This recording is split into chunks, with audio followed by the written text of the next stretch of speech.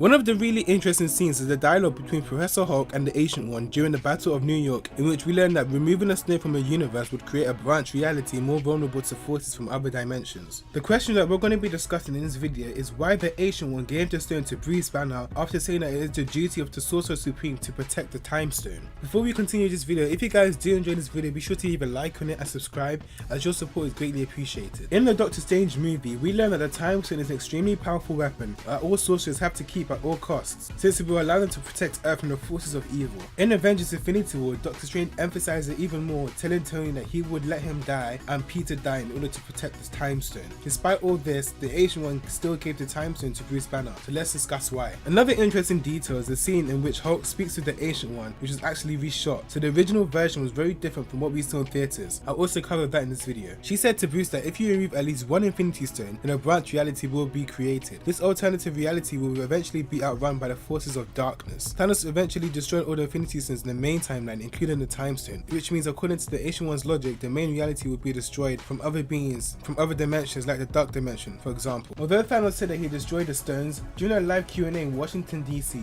the Russo brothers clarified that the stones still exist in the main universe, but they are just reduced to atoms. Therefore, all the Infinity Stones are not removed from the main universe, but still present on an atomic level, and they can probably be assembled again, but it's unclear how. This leads us to the actual reason the Ancient One gave the Time Stone to Hulk. She mentioned that Doctor Strange is meant to be the best of us all. I think that the Ancient One was somehow able to confirm that Bruce was telling the truth, and since the best sorcerer Doctor Strange willingly exchanged the Time Stone for Tony's life, she realized that she can trust someone else with the stone in really special circumstances. In other words, Doctor Strange's actions in the future demonstrated his trust in the Avengers. Therefore, the Ancient One can also trust Hulk, following Strange's example. In Infinity War, Strange was really determined to let anyone die just so he can keep the stone until we saw all 14 million future outcomes. He probably gained a certain wisdom that the Ancient One didn't get a chance to have. However, originally the scene with the Time Stone, Hulk and the Ancient One was different from what we saw in the movie. Tilda Swinton explained that in an interview, this scene was reshot after a year it was filmed for the first time in order to include the explanations of how removing an Infinity Stone would create alternate realities. It means that originally the Avengers weren't planning to return the stones back to their own timelines. Instead, they would leave them in their base reality as a replacement for the stones that Thanos destroyed. However, the Russo brothers decided that it would make more sense if the Avengers returned the stones back to the past, allowing Steve to spend his life with Peggy in an alternate timeline. We'll probably get some explanation of how Doctor Strange will reconstruct the Time Stone Far From Home or in Doctor Strange 2, given the fact that the Time Stone is a crucial artifact for the Sorcerer Supreme. Another minor plot was that the Space Stone was originally enclosed in the Tesseract, but the Avengers had to extract it for the Infinity Gauntlet. When Steve is returning the stones, the Space Stone is not in the place cube. This is problematic since he has to return the stones in the way it was taken. My theory is that when Steve returns Mjolnir to Asgard, he takes the Space Stone to the Asgardians so they can put it back in another cube, as they were the first people to do it in the first place. They would trust him as he is wielding Mjolnir and realize that he is worthy.